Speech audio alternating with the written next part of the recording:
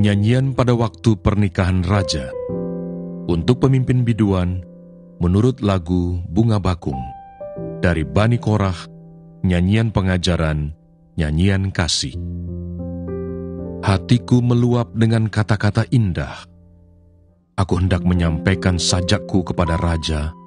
Lidahku ialah pena seorang juru tulis yang mahir. Engkau yang terelok di antara anak-anak manusia, kemurahan tercurah pada bibirmu. Sebab itu, Allah telah memberkati engkau untuk selama-lamanya.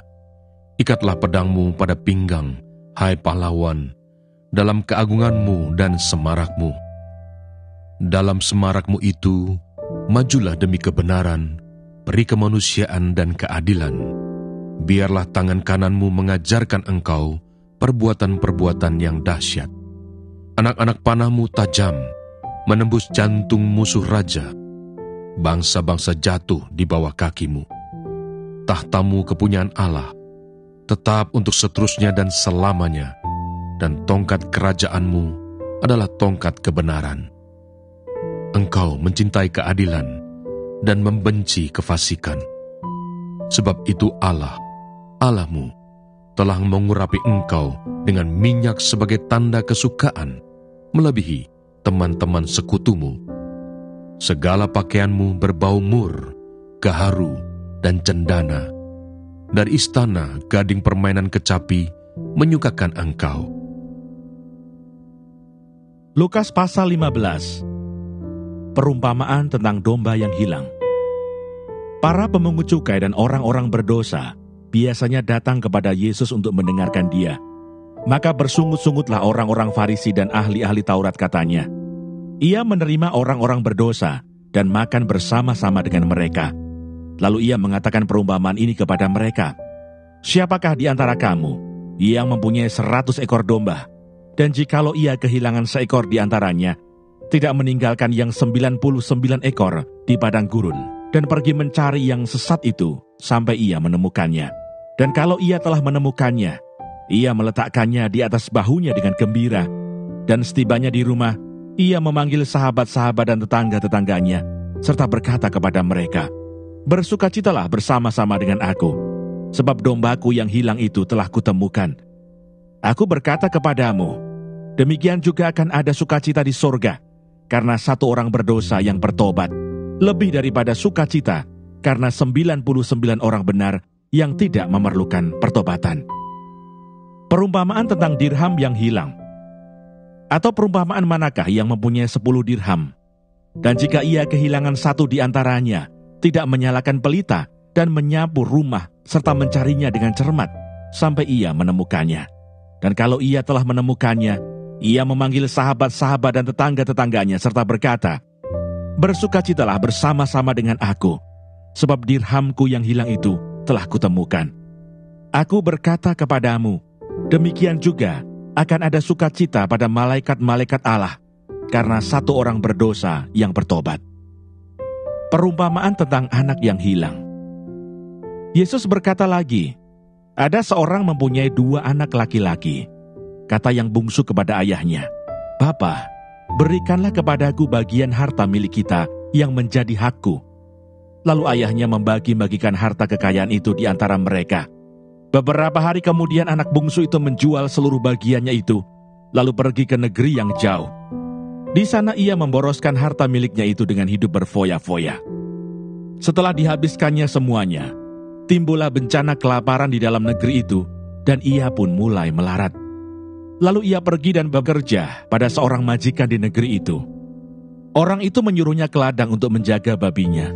Lalu ia ingin mengisi perutnya dengan ampas yang menjadi makanan babi itu, tetapi tidak seorang pun yang memberikannya kepadanya. Lalu ia menyadari keadaannya, katanya, betapa banyaknya orang upahan bapakku yang berlimpah-limpah makanannya, tetapi aku di sini mati kelaparan. Aku akan bangkit dan pergi kepada bapakku dan berkata kepadanya, Bapa, aku telah berdosa terhadap surga dan terhadap Bapa. Aku tidak layak lagi disebutkan anak Bapa. Jadikanlah aku sebagai salah seorang upahan bapa. Maka bangkitlah ia dan pergi kepada bapaknya. Ketika ia masih jauh, ayahnya telah melihatnya. Lalu tergeraklah hatinya oleh belas kasihan. Ayahnya itu berlari mendapatkan dia, lalu merangkul dan mencium dia. Kata anak itu kepadanya, "Bapa, aku telah berdosa terhadap surga dan terhadap Bapa. Aku tidak layak lagi disebutkan anak Bapa." Tetapi ayah itu berkata kepada hamba-hambanya, "Lekaslah bawa kemari jubah yang terbaik, pakaikanlah itu kepadanya, dan kenakanlah cincin pada jarinya dan sepatu pada kakinya. Dan ambillah anak lembu tambun itu, sembelilah dia, dan marilah kita makan dan bersuka cita. Sebab anakku ini telah mati dan menjadi hidup kembali. Ia telah hilang dan didapat kembali." Maka mulailah mereka bersukaria. Tetapi anaknya yang sulung berada di ladang, dan ketika ia pulang dan dekat ke rumah, ia mendengar bunyi seruling dan nyanyian tari-tarian. Lalu ia memanggil salah seorang hamba dan bertanya kepadanya, apa arti semuanya itu. Jawab hamba itu, "Adikmu telah kembali, dan ayahmu telah menyembelih anak lembu tambun, karena ia mendapatnya kembali dengan sehat." Maka marahlah anak sulung itu, dan ia tidak mau masuk. Lalu ayahnya keluar dan berbicara dengan dia. Tetapi ia menjawab ayahnya, katanya, "Telah bertahun-tahun aku melayani Bapa, dan belum pernah aku melanggar perintah Bapa. Tetapi kepadaku, belum pernah Bapa memberikan seekor anak kambing untuk bersukacita dengan sahabat-sahabatku. Tetapi baru saja datang anak Bapa yang telah memboroskan harta kekayaan Bapa bersama-sama dengan pelacur-pelacur. Maka Bapa menyembelih anak lembu tambun itu untuk dia." Kata ayahnya kepadanya, "Anakku, engkau selalu bersama-sama dengan aku, dan segala kepunyaanku adalah kepunyaanmu. Kita patut bersukacita dan bergembira, karena adikmu telah mati dan menjadi hidup kembali. Ia telah hilang dan didapat kembali." Ulangan pasal 19. Kota-kota perlindungan. Apabila Tuhan Allahmu sudah melenyapkan bangsa-bangsa yang negerinya diberikan kepadamu oleh Tuhan Allahmu, dan engkau sudah menduduki daerah mereka dan diam di kota-kota dan rumah-rumah mereka, maka engkau harus mengkhususkan 3 kota di dalam negeri yang diberikan Tuhan Allahmu kepadamu untuk diduduki. Engkau harus menetapkan jauhnya jalan dan membagi dalam 3 bagian wilayah negeri yang diberikan Tuhan Allahmu untuk dimiliki olehmu, supaya setiap pembunuh dapat melarikan diri ke sana. Inilah ketentuan mengenai pembunuh yang melarikan diri ke sana dan boleh tinggal hidup apabila ia membunuh sesamanya manusia dengan tidak sengaja dan dengan tidak membenci dia sebelumnya.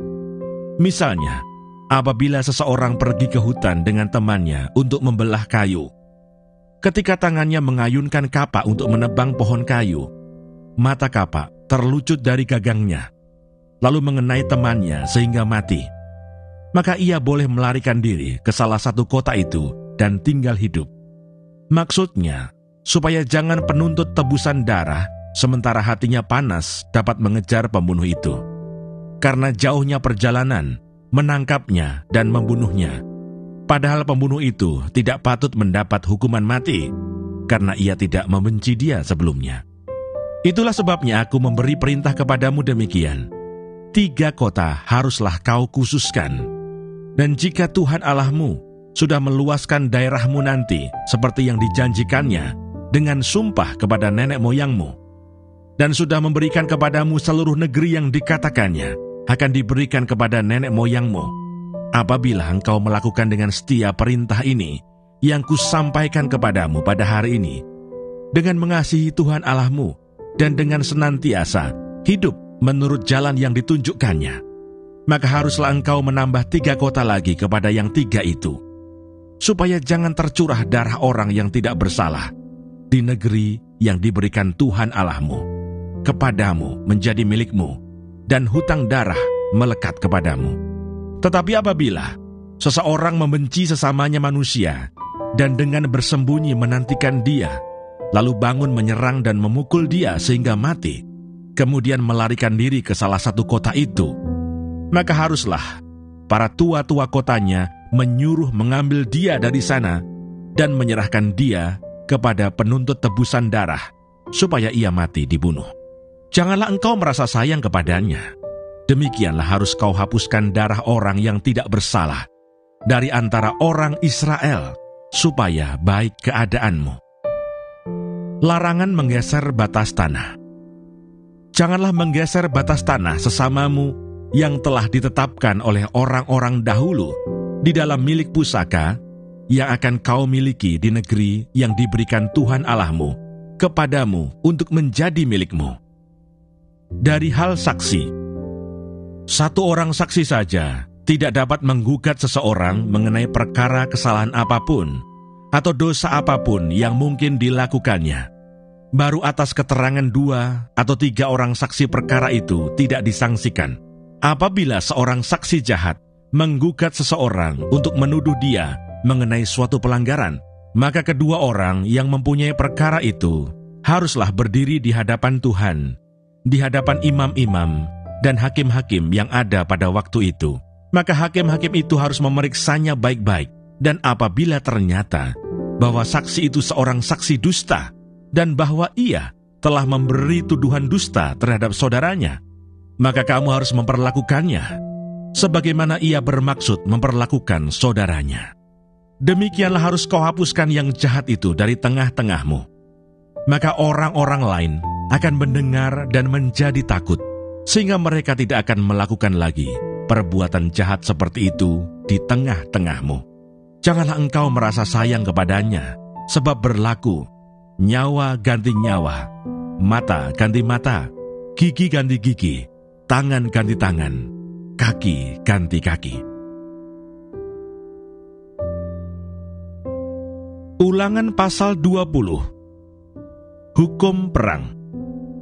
Apabila engkau keluar berperang melawan musuhmu, dan engkau melihat kuda dan kereta, yakni tentara yang lebih banyak daripadamu, maka janganlah engkau takut kepadanya, sebab Tuhan Allahmu yang telah menuntun engkau keluar dari tanah Mesir menyertai engkau.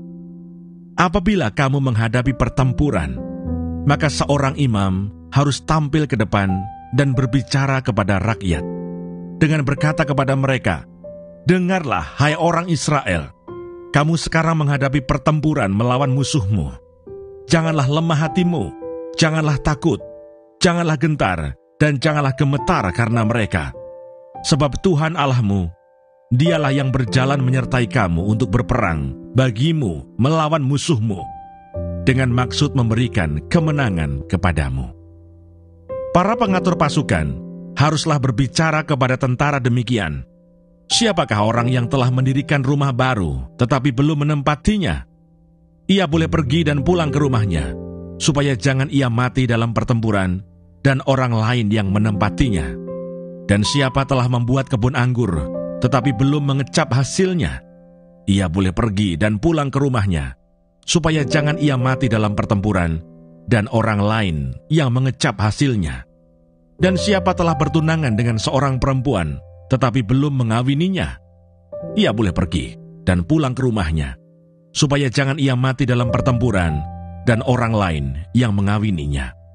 Lagi para pengatur pasukan itu harus berbicara kepada tentara demikian, "Siapa takut dan lemah hati, ia boleh pergi dan pulang ke rumahnya, supaya hati saudara-saudaranya jangan tawar seperti hatinya." Apabila para pengatur pasukan selesai berbicara kepada tentara, maka haruslah ditunjuk kepala-kepala pasukan untuk mengepalai tentara.